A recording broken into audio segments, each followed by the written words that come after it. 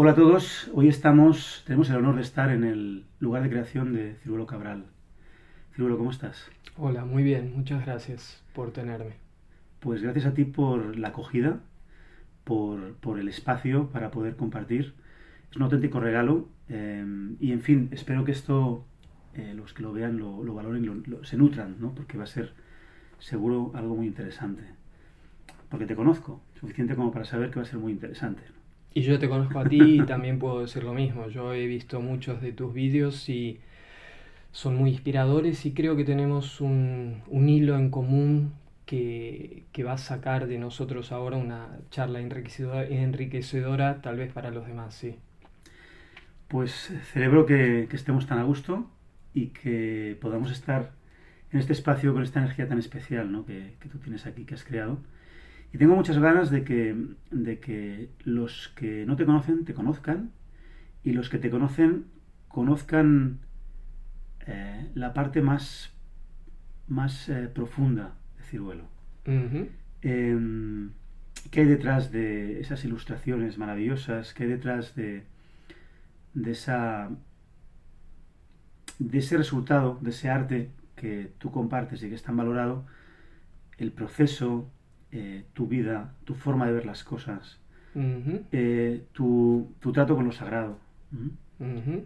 Y, en fin, y pasar un poquito por algunos puntos, si el fluir de la entrevista o la charla, entrevista, nos lo permite o nos lo permitimos. Sí. Pero primero quería, bueno, lo típico y tópico para empezar, ¿no? ¿Por qué te metiste en el mundo del arte y de la ilustración? Yo lo conozco, pero porque lo has dicho algunas veces, pero yo quisiera que tú lo dijeras desde el prisma de ahora, ¿no? Bien. Fue muy simple, en realidad no hubo un comienzo. Fluyó naturalmente desde que soy muy pequeño, no recuerdo desde cuándo empecé a dibujar. Habrá sido igual que cualquier niño a los 2 años, cuando la primera vez que uno agarra un lápiz.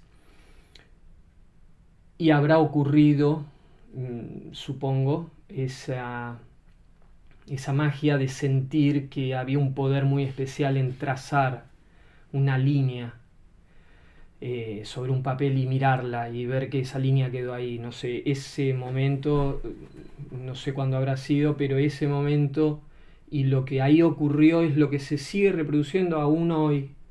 Y es lo que sigo haciendo con la misma pasión que en ese momento. Entonces no hubo un momento de cambio, un momento de haber descubierto algo en concreto o mi camino. Del mismo modo, la temática fantástica era algo que yo desde muy pequeño sentía como el campo más atractivo para expresarme. Desde que empecé a leer a muy temprana edad, lo que me interesaba leer eran las cuestiones fantásticas. Supongo, recuerdo haber leído entre los 7 y los 8 los primeros libros de Julio Verne, por ejemplo. Bueno, leía mucho cómics, leía todo lo que leen los niños, pero lo primero así serio, literatura seria que leía en esa edad era Julio Verne, con todo lo que esto significa, ¿no? Que detrás de una capa de literatura fantástica, tal vez hay mucho más, una profundidad, una investigación,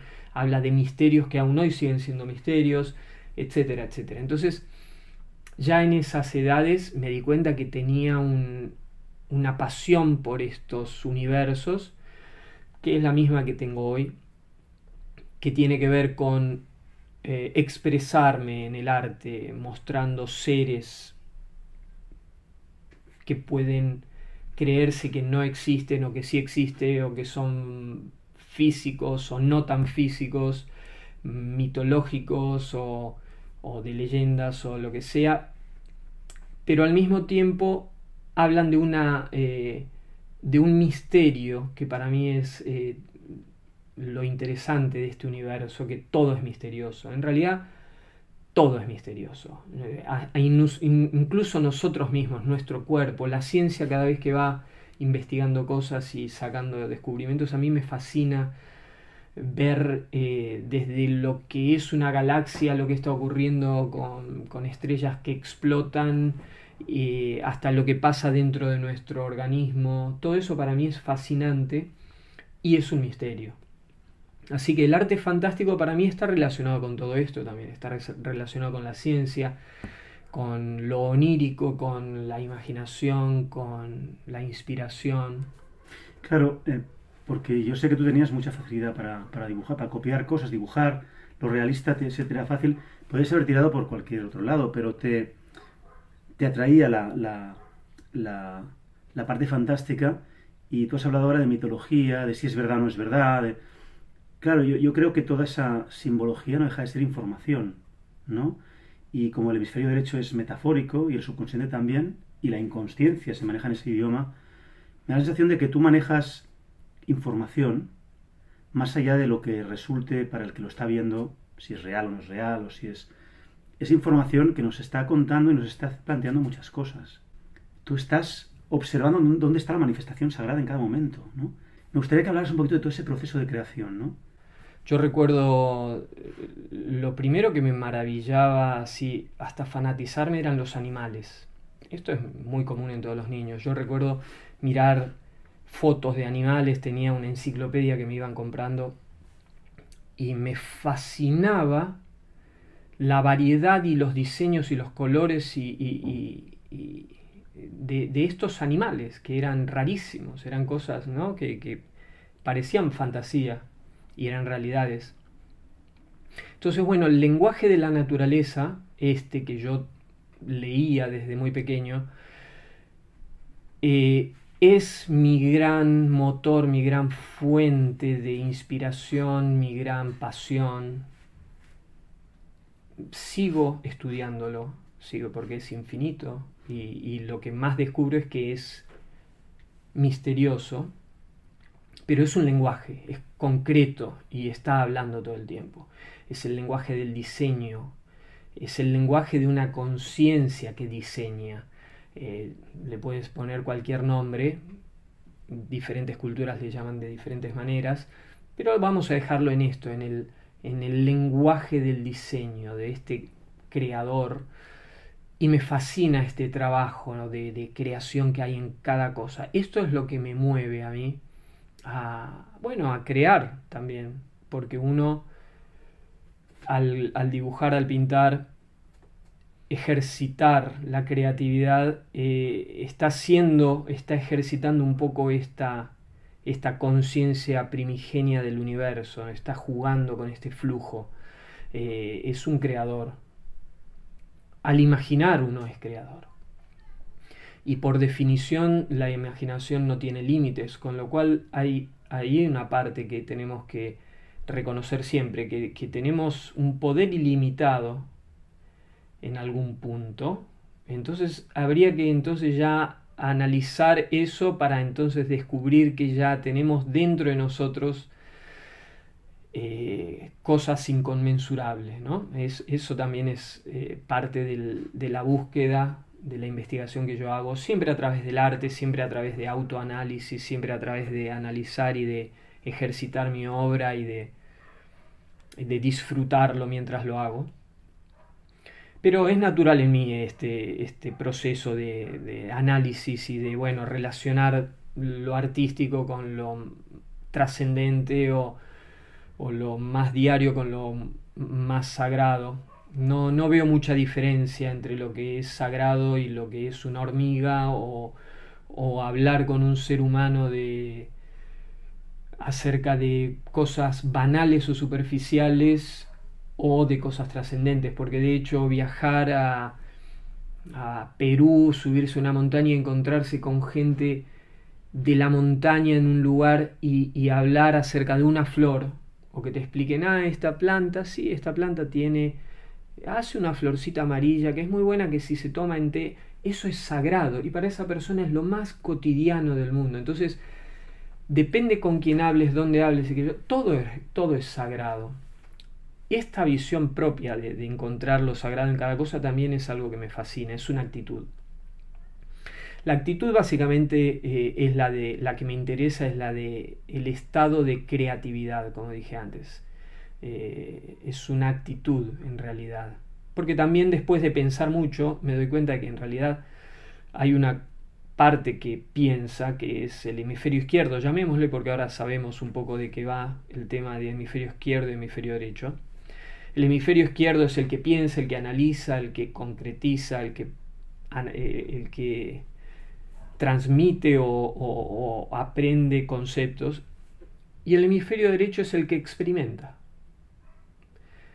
La creatividad, la inspiración, ese momento en el que el artista se coloca en un punto para crear, para pintar o lo que sea, o el músico o el ama de casa preparando una gran comida para sus hijos, pone todo eso en un momento sagrado. Es el momento, la creatividad es el momento o la actitud para enfrentar el misterio, porque con el hemisferio izquierdo no podemos enfrentarnos a la eternidad ni al infinito, porque no lo vamos a entender, ya sabemos que no lo vamos a entender. Algo que es infinito no puede medirse con una regla, o sea, el centímetro y los 30 centímetros que tienen una regla o un metro, lo que sea, no tiene nada que ver con el infinito, siendo dimensiones de distancia o de mesura. Pero la manera que tenemos de enfrentarnos al universo, mirar un cielo estrellado y tratar de entender algo, yo creo, es la actitud artística, es la poesía, o es la mirada de aquella persona que mira con intuición, con el hemisferio derecho, experimentando más que tratando de analizar. Y cuando tú pintas tus imágenes, que tú ves las imágenes antes de bajarlas, ¿no? Que a ti te llega un diálogo con esas imágenes, que les preguntas cosas mientras las creas. Es decir, no es un trabajo, es una auténtica función de sacerdocio, ¿no? Cuéntanos más de todo eso, del ver antes las imágenes y poderlas trasladar, perdiendo una parte de eso tan grande que no podrás nunca bajar, pero al mismo tiempo reconociendo en la materia eso que has visto, y cómo tu capacidad de dominar la capacidad de dominar la figuración hace que puedas bajar lo más parecido posible a eso que tú ves tan difícil de plasmar. Porque claro, ya tenemos que empezar a tratar de definir qué es imaginación, por ejemplo. Esa palabra, hay algunas palabras que están definidas quizás por la ciencia, por algunos estudios, pero la palabra imaginación es demasiado grande como para que tenga una definición concreta y única. Porque es la capacidad que usamos con la conciencia. Conciencia es otra palabra demasiado difícil de definir. Bueno, son las mismas, conciencia e imaginación, para los griegos. Por ejemplo. Entonces ya hablamos de algo tan grande, ¿no? A partir de ahí, y fíjate que por otra parte, es lo más cercano que tenemos, porque es nuestra esencia. Entonces, si lo más cercano que tenemos es lo más misterioso, ¿a dónde queremos llegar a partir de ahí con tanta ciencia? Creo que... Bien, tratando de darle un poquito de explicación a este proceso creativo en el cual la imaginación es el instrumento, podríamos hablar de una pantalla interna que tenemos algunas personas naturalmente. Los que somos artistas visuales prácticamente lo somos porque tenemos esa pantalla desde que nacemos. Hay otra gente que tiene una pantalla auditiva, que oyen más, tienen esa particularidad, entonces se convierten en músicos, etc. Algunas personas tienen la capacidad de expresión a través de la actuación, entonces se convierten en actores o bailarines, etc., porque sienten que el movimiento les sirve más como instrumento. Entonces, la pantalla de la que yo hablo es una pantalla en la que puedo proyectar cosas, usar la imaginación para desarrollar algunas imágenes, o puedo ver cosas que se están proyectando por sí solas.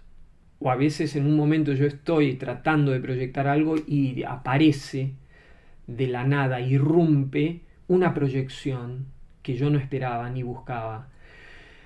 Y quizás podrían decir que encuentro una gran diferencia entre cuando yo estoy tratando de imaginar algo porque estoy tratando de visualizar un dibujo, al momento en el que veo algo que yo no estaba buscando y que se proyecta. Es como ver una escena de una película en la cual hay actores, hay un guión, hay un diálogo, hay unos colores, hay un diseño en la vestimenta de los personajes o en el entorno.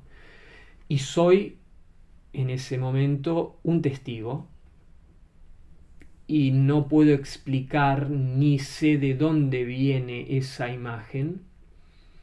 Lo único que trato de hacer es de recordar algunas de esas cosas porque obviamente mi interés después es tratar de representarlas, de bocetarlas, de guardarlas, de analizarlos, no sé, todas esas cosas que tratamos de hacer un poco los que investigamos o los que tenemos curiosidad.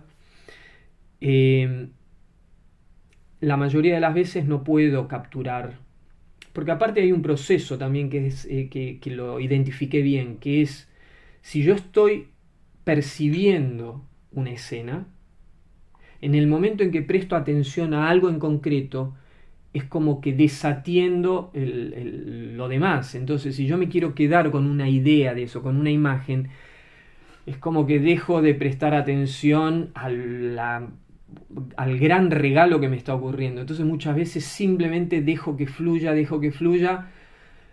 hasta que se acaba.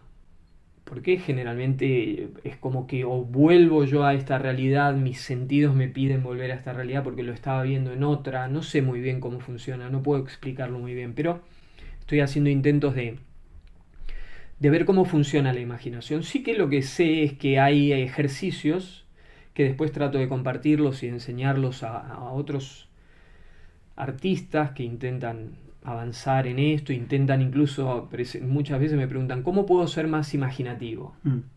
Es la pregunta del millón. Entonces sí que puedo explicarles algunas técnicas, cómo desarrollar esta pantalla interior, cómo proyectar cosas, cómo visualizarla, cómo tratar de educarse en este manejo de este instrumento. Entonces, a través de ciertas técnicas, porque en definitiva somos, y todas nuestras partes funcionan como músculos. Si lo activas, si lo usas, lo desarrollas. Si no lo usas, se va atrofiando. Entonces la imaginación también tiene ese punto de trabajo muscular que debemos hacer. Entonces hay unas técnicas. A partir de ahí, en realidad lo que cada persona perciba dependerá de su propio interior, de su propia conexión o lo que sea. Lo que sí puedo decir, que es muy interesante que se sepa, muchas veces cuando doy algún taller o hablo a algunos artistas que me están preguntando cuestiones técnicas y me están pidiendo que les explique alguna técnica, algún conocimiento que les pueda transmitir, en realidad les digo, concentrémonos en que tal vez en vez de lo que ustedes puedan adquirir de lo que yo les diga para ampliar el bagaje artístico que ustedes tengan, tal vez de lo que se trate sea más de desbloquear bloqueos que hemos puesto para poder recuperar lo que ya teníamos. No agregar elementos nuevos, ni ideas, ni conceptos nuevos, sino recuperar los que ya traíamos cuando éramos niños y que se fueron bloqueando, porque ese es el proceso más común que suele ocurrir, sobre todo en sociedades que están muy marcadas por el materialismo, donde el arte perdió lo sagrado que tenía en otras épocas, en otras culturas, donde se desalienta a los jóvenes a que sean artistas para que sean otras profesiones que den más dinero. Entonces, aquí es donde se da mucho esto de los bloqueos. Entonces, yo estaba hablando acerca del uso de la imaginación. Entonces, en la imaginación en concreto, podemos pensar que cuando teníamos 5 años, todos teníamos una imaginación desbordante, que fluía como una fuente abundante. Y jugábamos con esas imágenes. sin ningún tipo de propósito económico, ni de ningún tipo de resarcimiento de ninguna... Jugábamos, fluíamos. Entonces lo que tenemos que recuperar es ese estado, que está, porque si fuimos, aún lo somos.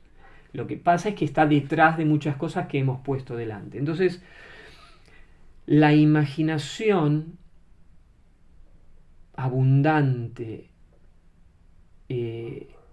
generosa, ilimitada, la tenemos. Siempre la tuvimos.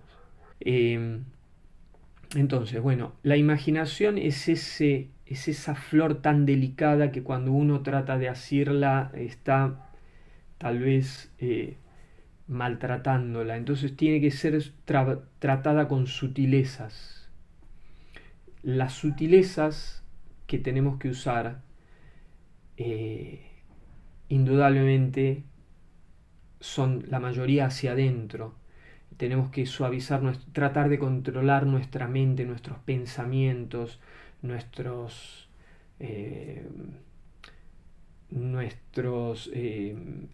expectativas, porque muchas veces, ya digo, la sociedad nos carga de expectativas, que cuando se trata del arte son expectativas en su mayoría erróneas. Tienen que ver con hacer dinero, con hacerlo más popular, lo que más le gusta a los demás, lo que está de moda, lo que está, ¿no? Entonces te tienes que despojar, si quieres tratar con tu imaginación, con la verdadera, con la tuya, con la interior que tenía ese niño, despójate de todas esas expectativas como primera medida, primer paso.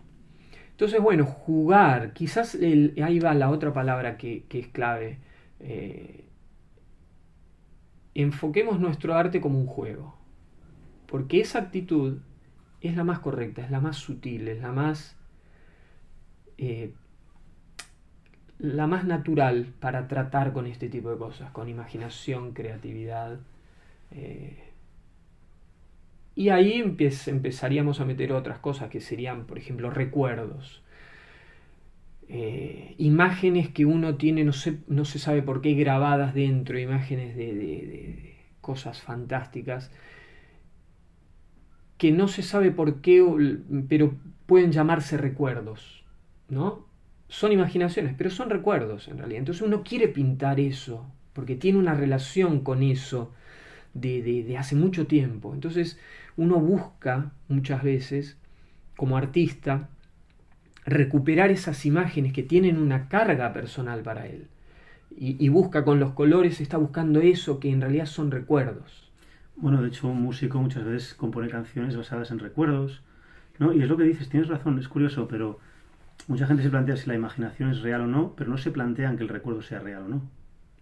Porque como recuerdan haberlo vivido, Sí. pero tú miras un recuerdo y lo que fue de verdad y probablemente es pura imaginación, porque Sí. formamos con el tiempo todo, ¿no? Claro. Aparte, fíjate que hay algo muy interesante. Los artistas, diseñadores, tenemos muy en cuenta que los diseños, sobre todo el diseño de la naturaleza, como bien decía antes, una de las cosas que te maravilla de la naturaleza es que indudablemente hay un diseño, y si hay un diseño, hay un diseñador. Cada cosa en la naturaleza diseñada, desde una hoja de un árbol hasta un animal o hasta nuestros pulmones, tiene su función práctica en su entorno. Entonces es interesante como diseñador, como artista, crear nuevas cosas y tratar de que puedan cumplir esa función. Si uno es un artista fantástico y tiene capacidad de diseñar desde vestuarios o personajes raros, etc., uno busca que tengan una lógica, ¿no? Dentro de este análisis que tenemos los artistas como diseñadores, una cosa me llamó siempre la atención, que es decir, nuestra conciencia, nuestra mente, si la analizamos desde este punto de vista del diseño, es increíble que en el mismo órgano, no sabemos si el cerebro es el núcleo donde se produce la imaginación o el pensamiento. Supongamos que sí, que más o menos es lo que todos entendemos, que dentro del cerebro es donde tenemos la conciencia encerradita y produce ahí adentro la imaginación. Supongamos que es así, pero en este lugar donde se produce nuestra conciencia, donde se produce la imaginación, donde se almacenan los recuerdos, es todo el mismo lugar. Entonces, como bien decías, es muy loco que muchas veces uno tiene un recuerdo de algo muy antiguo, pero llega a un punto en que no se acuerda si fue real o si fue un sueño. Cuando, por ejemplo, para muchísima gente, especialmente quizás los que están más relacionados con las cuestiones más materiales, científicos, dicen, bueno, los sueños no tienen ninguna importancia, pues son desvaríos de la mente en un estado en el que uno está durmiendo, etc. Para un artista como yo, los sueños son fundamentales. Para muchísimas culturas del pasado, los sueños eran claves para la vida cotidiana. Y volviendo al punto al análisis de que todo ocurre en el mismo lugar, significa, la naturaleza te está diciendo que por algo es. La imaginación ilimitada ocurre en el mismo lugar donde uno tiene la conciencia de sí mismo, existo. Y en el mismo lugar donde uno sueña desvaríos o cosas que no existen o cosas que no son posibles o tal vez sí, pero es en el mismo lugar donde se almacenan recuerdos de cosas que fueron reales o de las que uno puede decir esto fue real, ocurrió, por eso recuerdo que ocurrió esto ayer y eso es real. Si eso fuera así, ¿por qué todo ocurre en el mismo lugar? La fuente diseñadora del universo nos está indicando que ahí hay un punto que tenemos que analizar. Y yo creo que todo es real. Todo es real.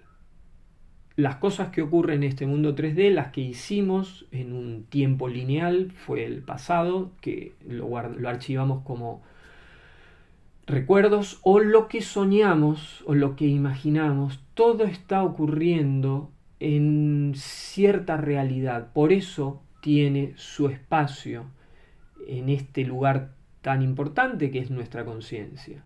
Desde el punto de vista del diseñador yo creo que tiene. Y lo ordenamos en un ordenador, la información la ordenamos de forma distinta. Está lo que no, papel de reciclaje, lo que sí aquí, lo que es carpeta de tal, ¿no? Entonces igual, quién sabe si la información si dejáramos de ver eso como fragmentado y dijéramos es imaginación, es creación, es información, básicamente, ¿no? Bueno, la informática nos está acercando un poquito quizá a estas visiones, ¿no? Que antes eran incomprensibles y ya se trataban, pero se pueden comprender mejor ahora. Sí. Y yo me pregunto, un tío tan consciente, tan cuidadoso con lo sagrado, con equilibrarse constantemente, porque tú te tiras 12, 14, 15 horas pintando y tú estás centradito ahí. Es decir, tú eres consciente de que esto te centra. Sí, pero tú estás consciente de que lo estás usando porque te conviene. Si no te conviniera, igual no te interesaría, ¿no? Entonces, toda esa conciencia, ¿cómo se compagina esa humildad? Para mí humildad es eso, ¿no? O sea, no es la falsa humildad esa de yo no soy. No, yo soy uno de los ilustradores fantásticos más importantes del mundo, más reconocidos del mundo. Yo hago exposiciones por todas partes, yo me la paso, soy reconocido en muchos lugares. Y no por eso tengo que ir de algo que no soy, no tengo que dejar de hacer lo que yo siento. ¿Y cómo se puede llevar eso cuando de repente te llama un George Lucas? Cuando te toca ir a Hollywood al punto donde está todo aparentemente cómo sostener todo eso y tratar con eso de forma natural y volverte a tu lugar y seguir ahí con tu vida. ¿Cómo se hace? ¿Cómo lo haces, mejor dicho? Bueno, naturalmente no veo que haya ningún problema. Es muy halagador cuando te llaman gente admirable como un director de cine como George Lucas para que colabores con él en algo. Obviamente es muy halagador, pero no deja de tener, comparado con el placer de poder levantarse cada día uno y estar en su lugar y crear, es un estado tan elevado también de felicidad que no es mucho más importante que eso. O sea, quiero decir, muchas veces he tomado decisiones, me han llamado para trabajar en proyectos que sonarían espectaculares, pero he preferido estar aquí, Eso digo. en Alpargatas, porque bueno, lo que yo doy prioridad. O sea, exacto, ¿qué priorizas tú en realidad, no? Lo que priorizo es estar feliz. Claro. Entonces, cuando abro mi abanico y digo de posibilidades y digo, ¿qué cosas me hacen feliz? Me doy cuenta que las que me hacen feliz en realidad son muy simples. Tú fíjate que también puede haber una evolución muy grande a nivel de carrera artística, pero sin embargo uno crea con un lápiz y un papel, no es más complejo que eso. Se pueden hacer cosas muy complejas, pero quiero decir, en definitiva, lo que me hace feliz son cosas muy simples. Estar con mis hijos y en mi familia para mí es lo más sagrado por mi personalidad. Hay gente que trata de tener su estudio fuera de su casa, es lo primero que tratan de hacer, porque no pueden compaginar ambas cosas. Mi objetivo principal, primordial, fue tener mi estudio dentro de mi casa, porque yo quería estar en contacto con mi mujer todo el tiempo, con la que llevo casado hace 32 años, y luego nacieron mis hijos y quiero estar con ellos todo el tiempo que pueda. Para mí son cosas muy simples. Quizás para algunas otras personas analizar esto es complicado. ¿Cómo lograste eso? Bueno, no lo sé, es lo natural. Entonces, muchas veces sencillamente en la balanza, te queremos contratar pero tienes que venirte a Nueva Zelanda a trabajar 8 meses. 8 meses en Nueva Zelanda y yo que estoy tan contento aquí en Sitges, en mi jardín, me quedo en casa con mis hijos. Entonces, para mí son cosas naturales, quizás también porque nací en Argentina, en una situación económica muy, muy complicada, que digamos que siempre estuve humildemente en los estratos más trabajadores, más bajos, más, no sé cómo explicarlo, pero como salí de lo más bajo, pude ver los valores de ciertas cosas. Y el valor que priorizo en este momento es esto, la tranquilidad. Y después el respeto que siento, sí que aquí voy a hablar de algo más sagrado, el respeto que siento por este don de ver y por el placer que me da, ¿no? De poder sentarme con un pincel ante una tela y que a través de las horas hay algo que va saliendo que yo noto que es importante. Lo noto un poco por lo que decías al principio, porque se va convirtiendo en un elemento. Cuando empecé era unos materiales que no eran nada, una tela que podía no ser nada, pero al cabo de un tiempo se iba convirtiendo en una obra que sabía yo que después podía estar expuesta, podía estar publicada en diferentes libros, podía estar en un lugar inspirando a la gente y al mismo tiempo podía estar dando un mensaje, porque lo que estaba pintando se trata de un personaje que está diciendo algo. Entonces soy muy respetuoso de ese proceso. Respetuoso, no sabría muy bien decir a qué, quizás a lo que estoy canalizando podría ser, yo no sé si pondría esas palabras, pero hay algo de eso. Respetuoso el mensaje que esa imagen va a llevar, no quiero ser tan pretencioso, pero tal vez sea eso, respetuoso del don que se me dio y que yo puedo lograr que una pintura se vea realista, con no tanto trabajo o con mucho trabajo, pero que mucha gente diga, esto no lo puede hacer cualquiera, tal vez soy respetuoso a eso también. Puede ser un conjunto de todo eso, pero siento ese respeto. Hay una palabra que es honrar. Honrar significa eso. Honrar es honrar tu existencia, significa darle ese respeto a los dones que se te dieron, al camino, al tiempo que se te ha dado para hacer lo que vienes a hacer, ¿no? Entonces, ante eso me rindo humildemente, digo, bien, yo sé que estoy aquí y que tengo que hacer esto, y lo hago con toda mi entrega. Pero no tiene más historia ni pretensión que una ama de casa, que he visto millones, haciendo una cena para su familia, con la misma entrega, con la misma pasión, con la misma creatividad y el mismo amor. En definitiva, la obra final, todo es arte cuando se hace con esos elementos, ¿no? Que es para mí lo importante. Por eso, generalmente cuando tengo oportunidad, defino la palabra arte como esto, como la acción en la cual uno pone toda su creatividad máxima posible para tratar de hacer lo mejor que se pueda, poniendo todo el interés, o sea, el amor y todas las habilidades que uno tenga, los dones. Esa es la definición de arte que yo daría y se puede aplicar a todas las actividades, profesiones, oficios que se quieran. Cuando te llaman para contratarte y estás siendo llamado por personas tan importantes o tan reconocidas, el tema está en que hay un momento en tu carrera en que dices, voy a trabajar para mí.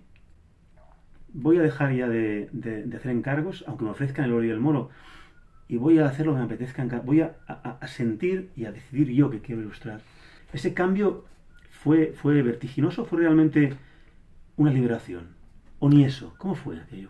Fue muy natural también. De hecho, sí que obviamente tuve un comienzo de mi carrera como ilustrador comercial profesional, pero simultáneamente siempre reservaba un espacio de tiempo para hacer mis cosas que me venían, estas imágenes que me aparecían, estas ideas, estos conceptos. Yo, si bien estaba haciendo tal vez estoy hablando de los años 80, cuando yo trabajaba para agencias de publicidad, podía estar haciendo una pieza para publicidad y tener un cuaderno de apuntes donde iba apuntando cosas que en algún momento iba a pintar, eran cosas que tenían que ver con más lo fantástico, que era lo que me apasionaba. O sea que simultáneamente siempre convivieron, pero sí que en un momento decidí, mediados de los 90, había logrado un estatus en el cual me lo pude permitir. El estatus igual era muy humilde. Yo vivíamos con mi mujer en ese momento, alquilábamos un pisito muy barato en Sitges, entonces dijimos, ahora sí nos podemos permitir, porque no teníamos grandes gastos, siempre reduje los gastos acorde a lo que yo quería disponer de tener que pagar esos gastos. Entonces llegó un momento en que pude decir, ahora quiero hacer 100% lo que me interesa, por muchos motivos, pero voy a rescatar otra vez la palabra respeto, porque decía, tengo que honrar este artista fantástico que quiere manifestarse al 100% porque tiene cosas que decir. Entonces, por respetar a eso, que tenía una fuerza arrolladora, dije, bien, voy a dejar lo demás. Lo demás lo pueden hacer, si no lo hago yo, lo llamarán a otros ilustradores y lo harán. Lo pueden hacer otros. Pero que siento que lo que yo tengo que hacer por este lado es lo tuyo. Ya no lo puede hacer otro, no lo puede hacer cualquiera. Entonces, tengo que honrar también esa posibilidad que se me da. Y entonces no sabía muy bien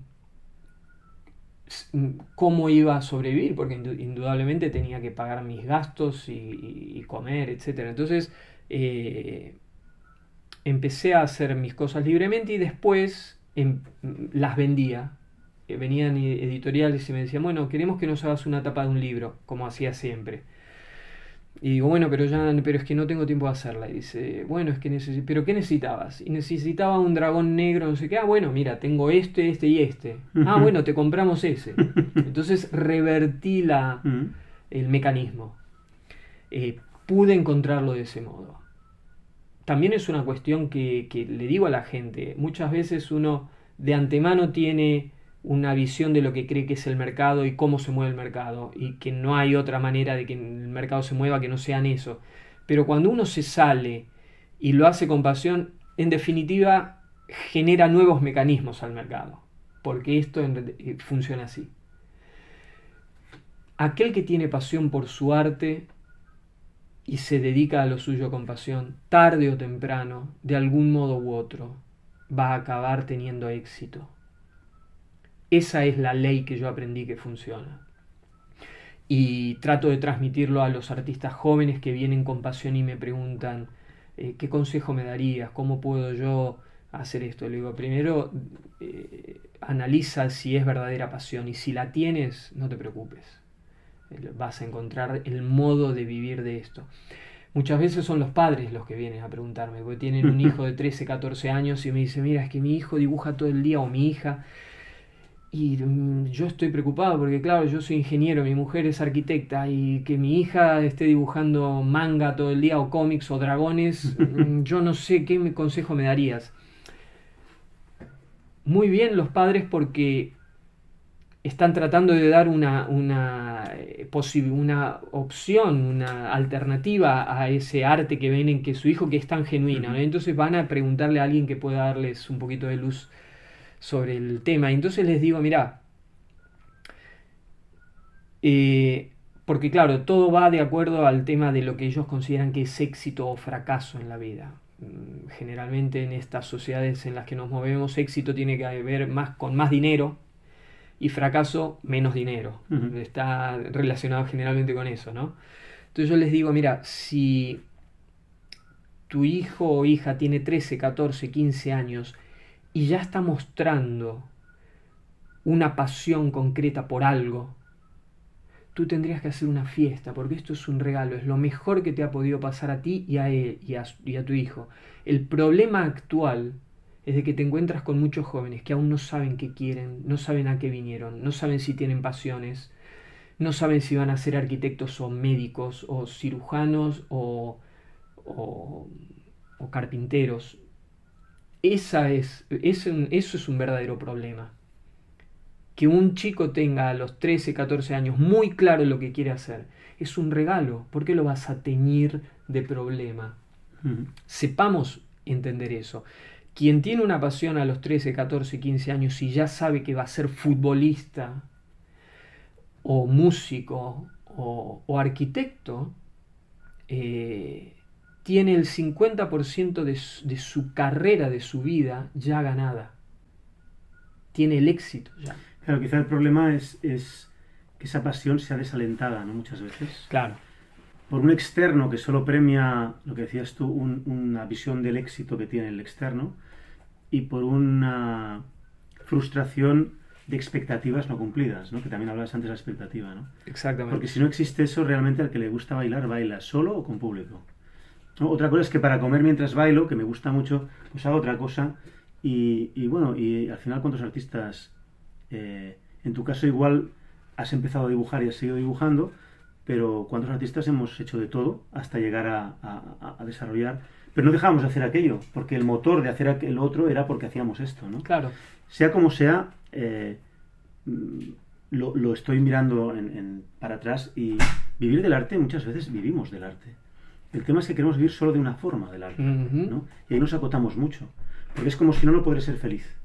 Claro, tú vivías del arte, pero no pintabas tus mundos fantasiosos todavía, eran para ti, pero pintabas. Y lo aprovechaste para tomar técnica, para meterte en el mercado de una manera. Claro, como a veces, muchas veces la visión es, tienes que ser Messi, si no ya serás del montón. Ya como que te preparas para o ser lo mejor o ya no.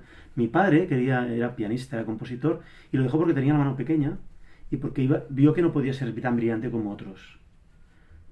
Y tocaba los domingos como deprimido, ¿no? Como su refugio, su momento, ¿no? Claro, qué dificultad en poder convivir con esa capacidad de expresarse y con lo que el externo nos plantea constantemente, ¿no? Claro. Es realmente una cosa. Yo a veces he visto gente dibujando, pintando, que también me he preguntado, ¿no? Y a veces no sé qué decirles, porque hay una expectativa puesta en lo que tienen que lograr, que ya... Claro, ahora entiendo a pintores o artistas que yo conocía que tenían 60, 50 años cuando tenía 25, ¿no? Y les preguntaba cosas y me miraban y sonreían, como diciendo, ya lo verás, ahora esto que parece tan importante. Y yo me enfadaba porque no me respondían lo que yo esperaba, ¿no? Porque claro, no podía yo escuchar eso. No lo podría entender hasta que no llegara al lugar en el cual dijera, claro, ¿qué más da todo esto? No, si al final tiene 60 años está pensando, si con estar con mi hija o disfrutando del momento, con la vida, eso es mucho más valioso que esto que me estás diciendo, ¿no? Pero hasta que no estás un poquito en el punto, en la edad o quizá ¿no? En la vivencia no te das cuenta quizá, ¿no? De eso. Claro. Sí, tienes mucha razón. De hecho, el punto de lo que la sociedad requiere de nosotros en estos momentos o en estas situaciones de países desarrollados tecnológicamente o llamémosle en esta civilización tecnológica que vivimos o una sociedad basada en la producción y consumo en la que estamos, estos valores están tergiversados. Entonces, obviamente, el ser humano tiene que amoldarse y convertirse en una pieza del mecanismo más que en sí mismo. Ahí es donde empiezan los problemas. Generalmente me encuentro dando, respuestas de este tipo en las exposiciones y en las ferias que voy, y mucha gente me viene a preguntar este tipo de cosas. Y tiene que ver con el propósito en el que vamos como sociedad, ¿no? Ahí ya habría un análisis mayor que hacer, pero tenemos que entender que el propósito de lo que está ocurriendo como sociedad no está respondiendo a los propósitos que tenemos naturalmente como seres humanos. Se hace muy evidente cuando, como yo explicaba al principio de todo esto, tú tienes una visión de la naturaleza, una admiración por la naturaleza, y te das cuenta de que hay un montón de lenguajes que como habitante de esta civilización nos estamos perdiendo. Es como que nos estamos alejando de la naturaleza, de cómo vivían en la naturaleza nuestros ancestros. Hay una cantidad de lenguajes, hay una persona actual, la manzana la coge del supermercado. En el pasado siempre se cogió del árbol. El árbol, para darte una manzana, te estaba tiñendo esa manzana de un color, y la naturaleza te estaba hablando de que todas esas cosas que son rojas tienen ciertas propiedades, ciertos sabores, las otras cosas que tienen diferentes formas, son lenguajes que tenía la naturaleza para decirnos a nosotros con qué nos teníamos que alimentar. Hemos perdido esos lenguajes. Tenemos que preguntarnos y ser críticos. ¿Qué de esta sociedad es auténtico?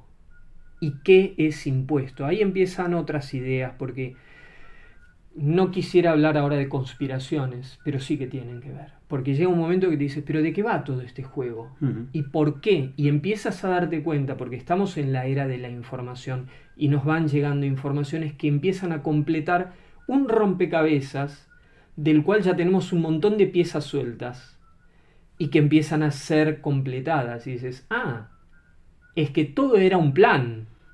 Y que lo que me cuentan oficialmente no es lo que está pasando muchas veces, ¿no? Exactamente. Entonces ahí es cuando empezamos realmente a empoderarnos, quienes podemos, aún más de estos valores: el arte, la visión, el poder de la imaginación, el poder de nuestros rituales diarios, porque eso tiene que ver contigo, con tu espíritu, con tu propósito. Todo lo demás no, son imposiciones. Entonces ahí es cuando yo no quiero poner el foco en lo malo, en el plan, en la conspiración. No quiero poner el foco en eso, ni quiero hablar de eso ahora. Prefiero hablar de lo bueno, decir, bueno, pero entonces si había un plan, lo que yo sentía es auténtico, era liberarme de ese plan, salirme de este sistema. Bueno, cuando damos una respuesta creativa estamos saliendo, ¿no? De hecho.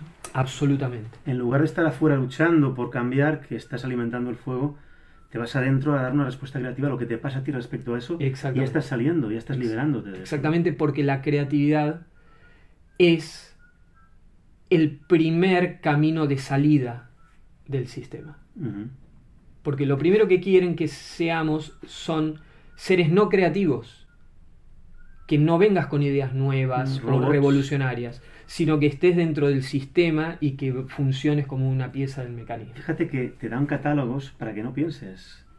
Te dan opciones para que no te plantees que puede haber otra. Exacto. Es todo un juego de robotizarnos, y la creatividad es lo que nos saca de ahí, ¿no? Sí. Pero esto tendría que darse cuenta a todo el mundo, no solamente los que se dedican profesionalmente al arte, sino que todos tenemos esa capacidad, ¿no? Sí, Somos creativos. Somos seres creativos, esa es la definición primordial del ser humano. Ahora me estoy acordando, quería evitarlo, pero no puedo evitarlo. Voy a citar las palabras de mi amigo Walter, mago, que tiene entre muchas de sus capacidades la capacidad de, mientras uno está hablando, ver las palabras que otro dice de una manera única.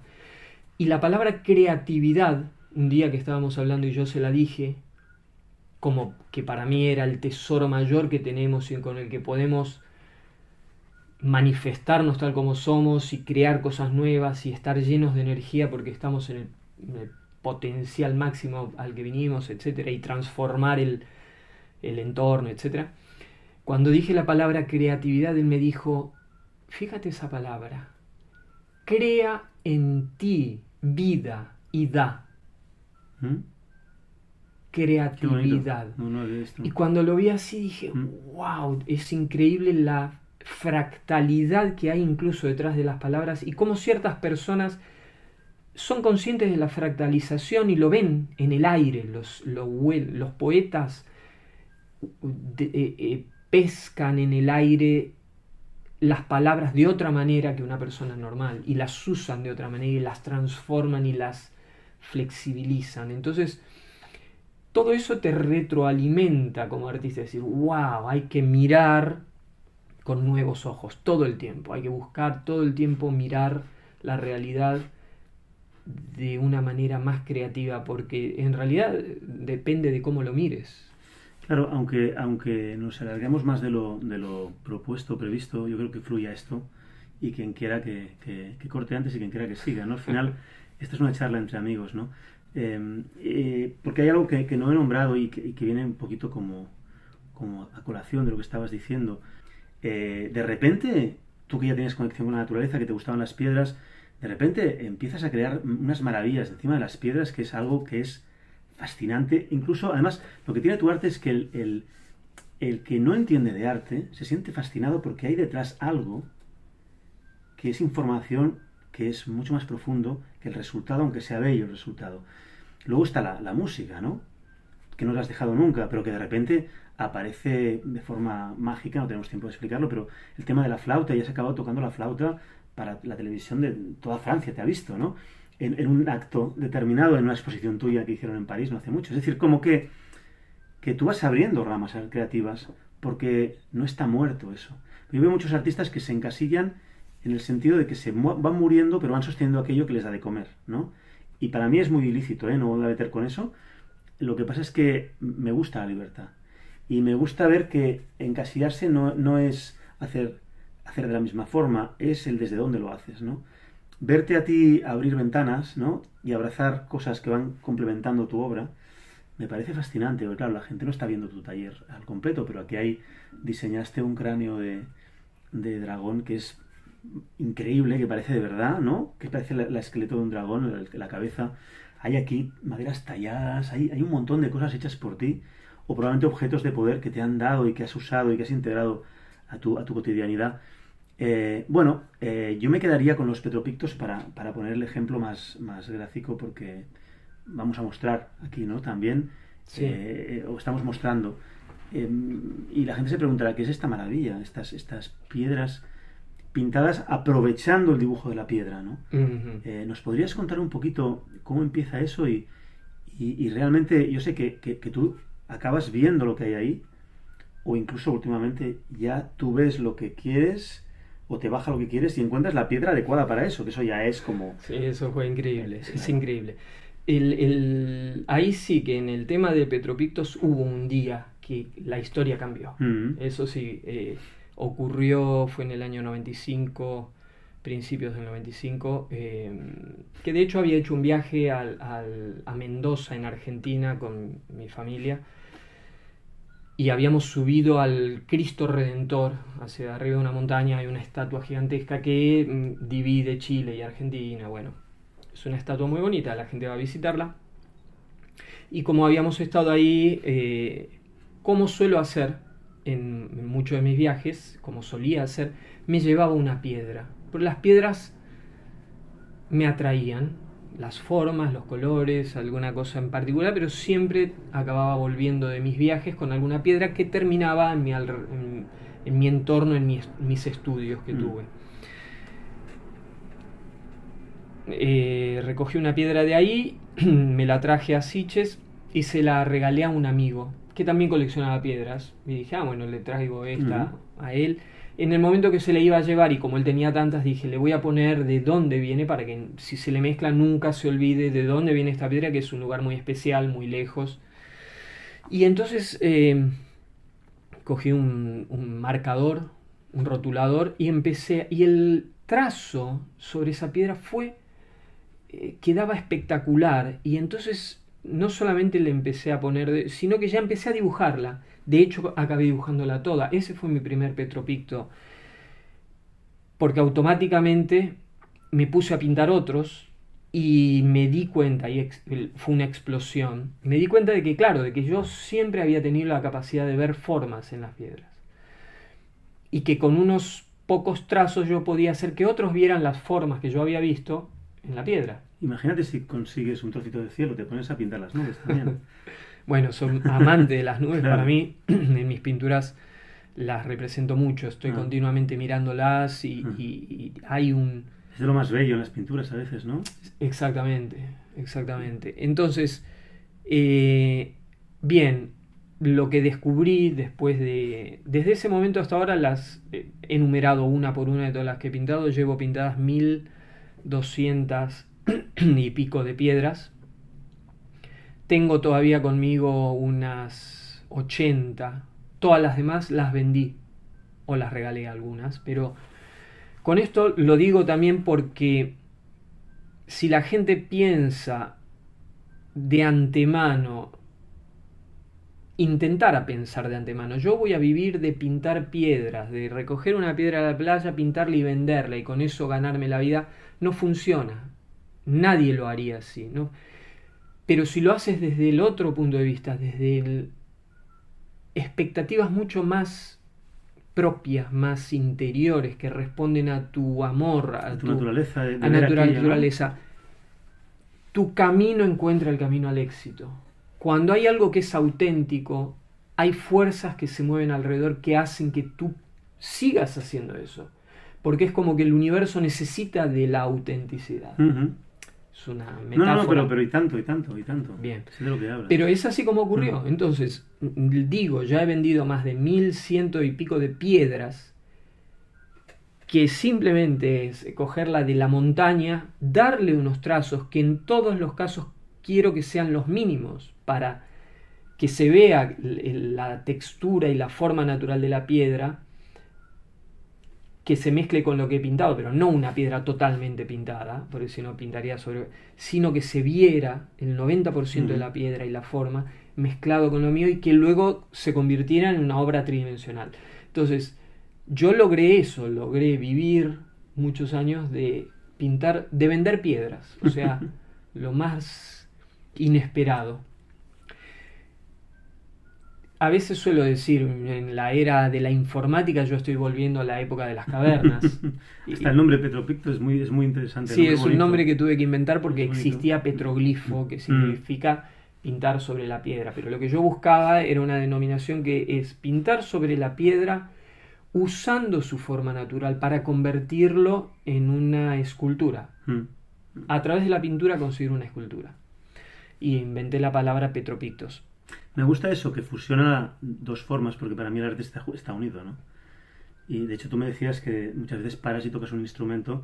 Yo hago lo mismo con la guitarra. Desde bien joven, cuando espero en el cuadro, cuando reflexiono ante el cuadro, me pide que agarre la guitarra y voy tocando algo y así voy componiendo canciones durante mi vida. Claro. Lo que pasa es que es algo como que me complementa en ese momento, claro, ¿no? Y es curioso porque lo hablábamos al micrófono cerrado, que parece que el sistema le cuesta aceptar a veces que si eres una cosa pueda ser otra, pero está lleno de artistas multifunción. O sea, yo conozco muchísimos artistas que o tocan un instrumento y pintan, o pintan y tocan instrumento, y escriben y hacen un poema, y al final dices, pues al final será verdad que eso del arte va más unido que separado, ¿no? Sí. Ese fraccionar los artes, ¿no? Igual compartimentalizar los artes es artificial. Yo creo que lo que acabas de describir, que es esto de si en un momento estás pintando una pintura y de repente tomas un poquito de distancia, agarras la guitarra y te pones a tocar algo, Eso es lenguaje de la naturaleza, un poco lo que hablaba antes. Son lenguajes naturales. Que te llevan a estados que te permiten ir conectando cosas, ¿no? Pero de una forma totalmente Intuitiva. fluida, intuitiva. Sí. Claro, de eso se trata.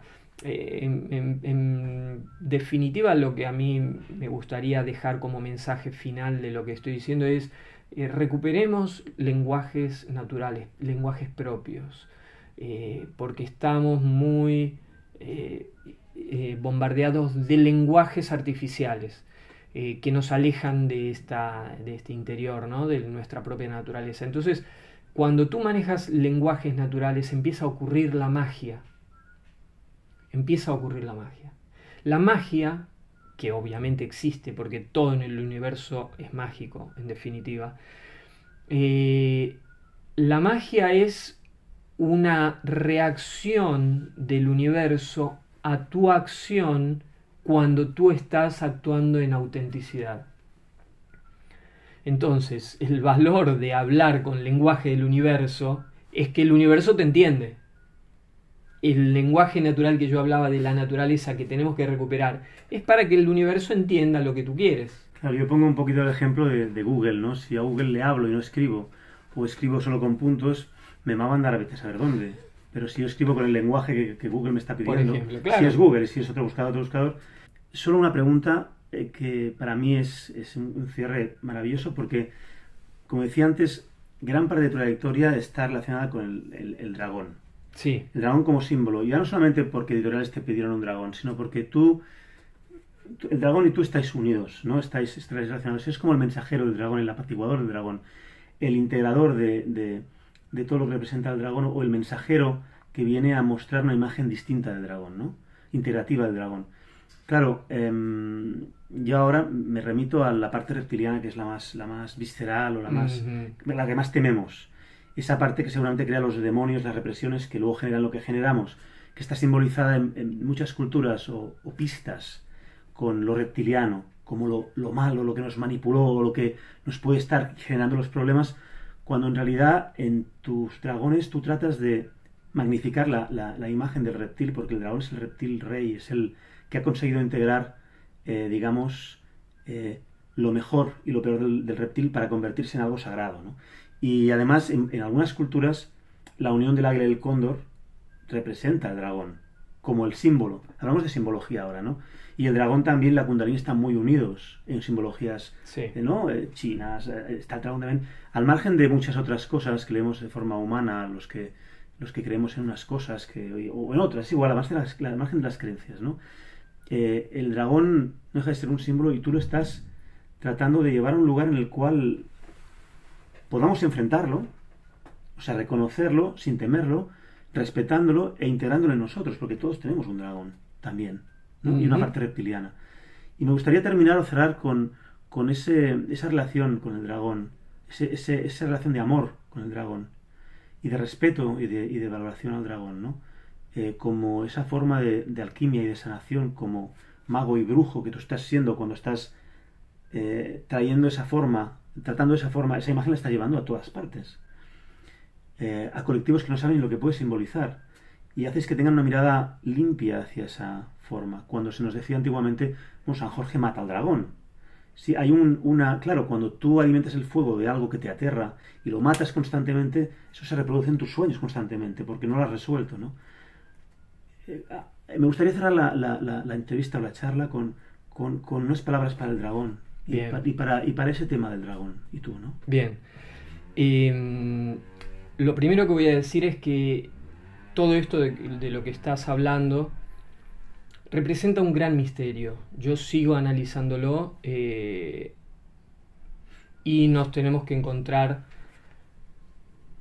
con tratar de redefinir palabras como qué es el ser, si somos solamente materia, si somos materia y espíritu, si hay otras dimensiones en las cuales hay seres que habitan sin cuerpo físico, con lo cual son solo espíritu, o otras formas de energía. Entonces hay muchísima cantidad de diferentes seres simultáneamente habitando unos espacios en diferentes dimensiones. Bueno, nos deberíamos meter en una serie de análisis de esta índole para hablar de una figura como la del dragón, que obviamente la encontramos, lo más alucinante es que la encontramos en todas las culturas ancestrales del planeta. No puede ser casualidad, no puede ser banal, no puede ser algo que no tenga un motivo importante. Lo tiene. ¿Cuál es? La respuesta más corta es no sé. Sin embargo, te puedo decir algunas cosas de las que yo fui aprendiendo, que me fueron llegando, puedo compartir conocimientos que tengo, etc. Lo primero que diría, el dragón vino a mí. Yo siempre fui desde muy chiquito, como dije, amante de lo fantástico. En general, duendes, hadas, para mí todos son personajes habitantes habitantes del planeta o del universo, igual que nosotros físicos. Ellos no los vemos, o algunos los vemos, o algunos los vemos a medias, a otros los sentimos pero no los vemos. Para mí son todos habitantes. El dragón también. Me especialicé en dragones cuando vine a vivir a Barcelona en el año 87. Más está plagado de dragones aquí. Y Barcelona es la ciudad del dragón. Empecemos por ahí. Entonces, Barcelona está plagado de dragones, pero resulta que porque la imagen o el patrono de Barcelona o de Cataluña en general es Sant Jordi, que mata al dragón, pero la gente se identificó más con el dragón que con Sant Jordi. Analicemos todo eso también. En ese símbolo que acabamos de decir, que es un símbolo impuesto, es un símbolo artificial, yo lo considero un símbolo artificial, porque si bien está dado como un símbolo de dos fuerzas antagónicas, está dado como una fuerza que mata a la otra. Que no la resuelve, claro. Que no la resuelve. Para eso me quedo mejor con el símbolo del yin y el yang, que son dos fuerzas antagónicas que se complementan y danzan juntas para crear la dualidad, la realidad y armonizar. Eso es más natural, eso suena a más lenguaje de la naturaleza, lo otro suena a más lenguaje impuesto por algo artificial. Y no nos pongamos a analizar mucho qué cosas pudo querer la religión que sea lograr con ese tipo de control de una fuerza sobre la otra, porque encontraríamos ahí algunas respuestas, porque también la imagen de la mujer, que está muy relacionada con el dragón en la mayoría de las culturas, la imagen de la mujer para ciertas religiones fue menospreciada, no tienen capacidad de ser sacerdotes ni nada. Entonces, bueno, por ese lado tenemos algunas respuestas, tenemos algunas cuestiones que también hablan acerca de por ejemplo, la Kundalini. Eso es un tema muy interesante. A mí me encanta hablar de... Es muy largo si nos pusiéramos en este momento a hablar de eso. Hay energías, conciencias que nos integran también, porque nosotros no somos un solo bloque impermeable como ser. Dentro nuestro hay un montón de vida que desde parásitos hasta células que tienen, es más, todas las células tienen autoconciencia. Tenemos bacterias, tenemos una cantidad de vida que no sé si podríamos llamar que somos nosotros mismos, porque son ellos, son seres que nos integran para que seamos una unidad. Del mismo modo, así que nosotros como individuos integramos grupos que generan organismos mayores. La humanidad o ciertas culturas son organismos integrados por diferentes individuos. Eso responde a una idea, un concepto que los artistas reconocemos, que es la fractalidad.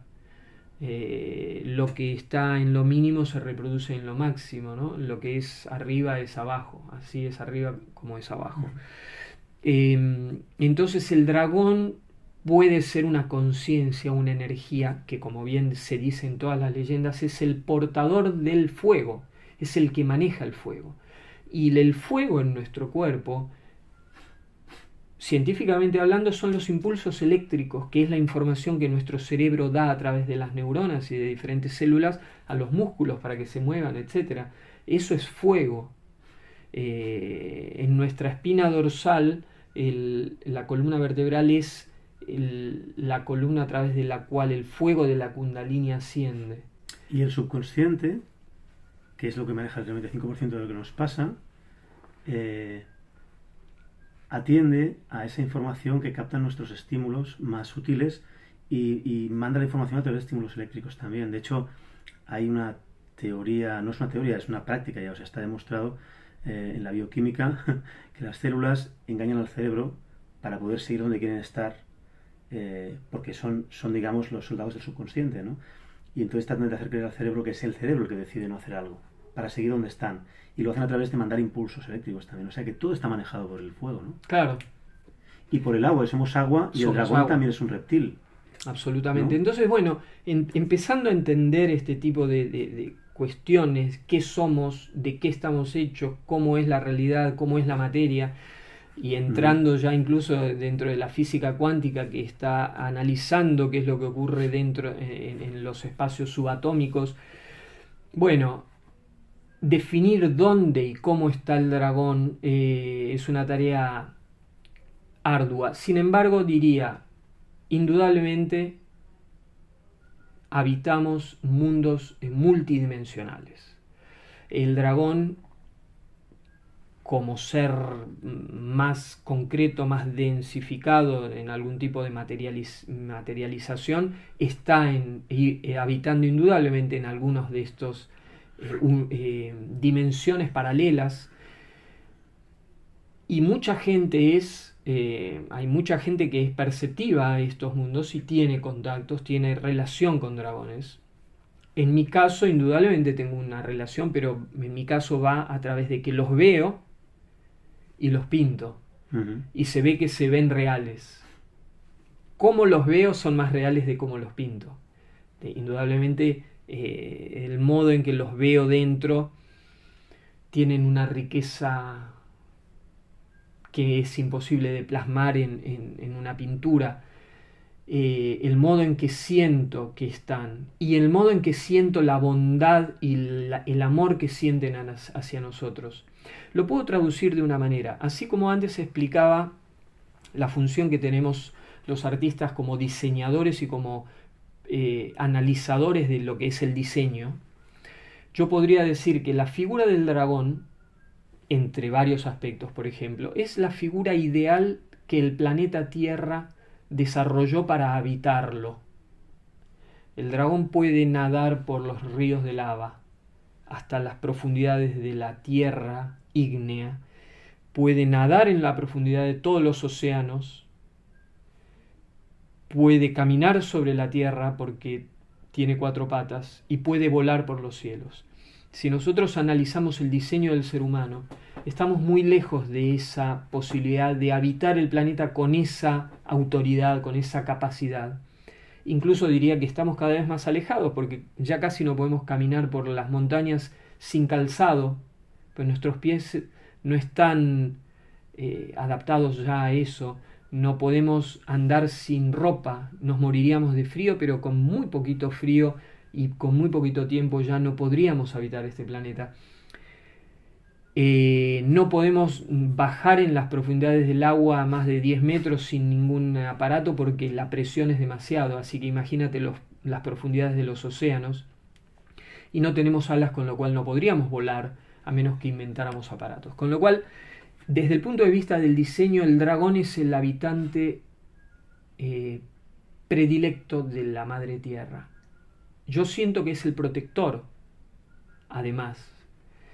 Y siento que en un punto está esperándonos y está invitándonos a que nosotros, el ser humano, que en muchas ocasiones nos sentimos como la especie rey y la especie que tiene autoridad por sobre las demás, incluso para decidir si extingue o no extingue a las demás especies, esa manera tan artificial de pensar que se nos creó en algún punto. El dragón está del otro lado invitándonos a que volvamos a formar parte de la familia, de esta cantidad infinita de especies que habitan nuestra casa, que es el planeta Tierra, que por otra parte es una unidad, es un ser del que formamos parte también. Entonces el dragón es esa voluntad, es ese ser. Está muy concreto porque lo estamos palpando todos los días. Y si hacemos un mínimo de análisis como el que acabo de hacer, nos damos cuenta de que no podemos vivir apartados o creyendo que somos exteriores a esta hermosa familia de especies, infinita cantidad de especies que pueblan este planeta, y no somos superiores, bajo ningún concepto.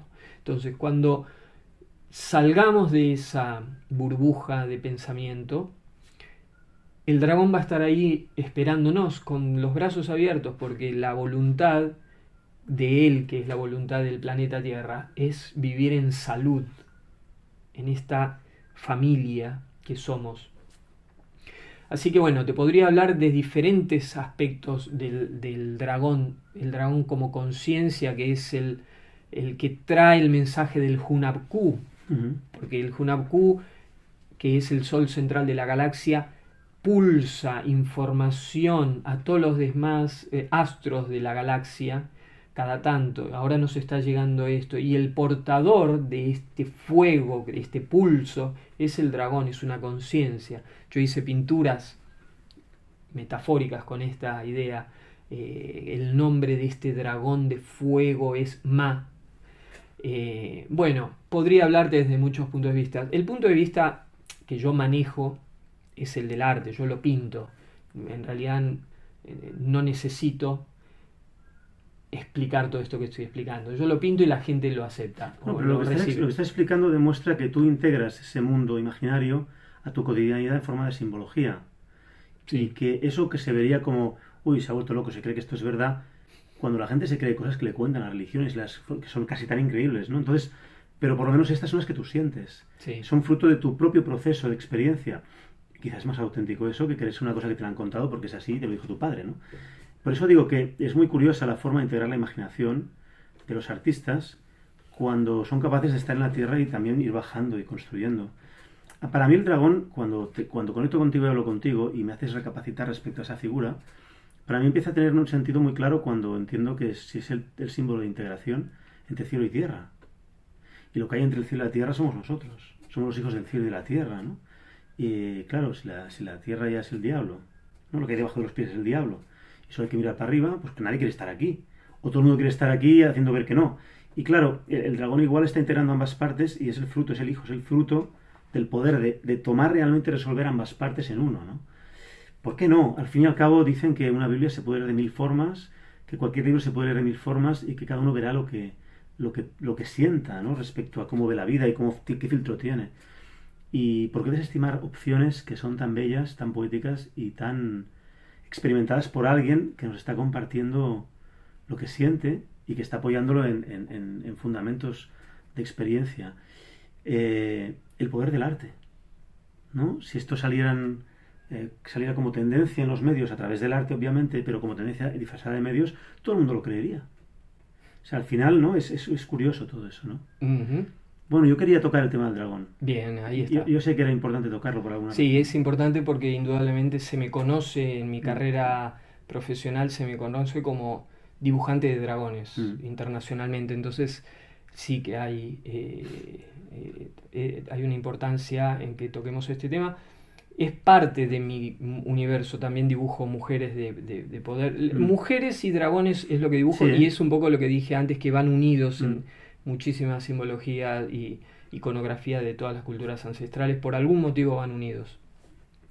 Lo dejamos ahí Bien. sí, porque yo seguiría, ¿no? Sí. Lo dejamos ahí.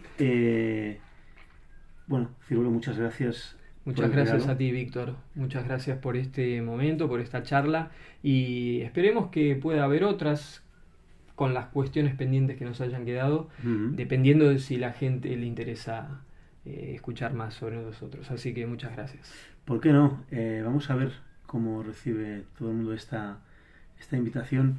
No voy a cortar nada. Y yo creo que durará el tiempo que durará y si alguien se aburre pues lo mira en otro momento o lo deja. Pero yo creo que no creo que nada sobre, ¿no? En realidad, digamos, el honor y el placer de poder estarte escuchando distendidamente en tu estudio, hablando de todo esto y compartiendo esta parte tan rica, es un regalo. Y quien lo sepa valorar, pues lo estará disfrutando. Gracias. Gracias, un placer, de verdad. A ti.